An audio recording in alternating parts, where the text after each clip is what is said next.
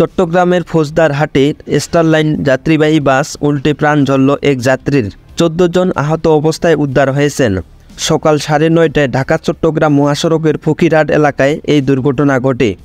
ফলে ঢাকা চট্টগ্রাম মহাসড়কে যানজটের সৃষ্টি হয়।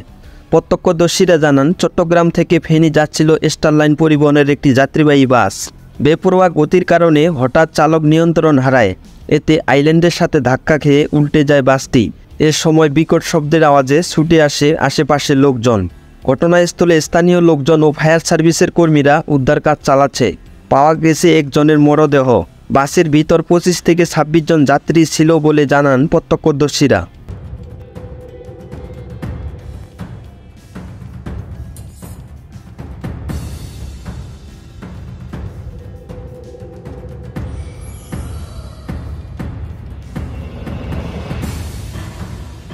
Desk report, news BD.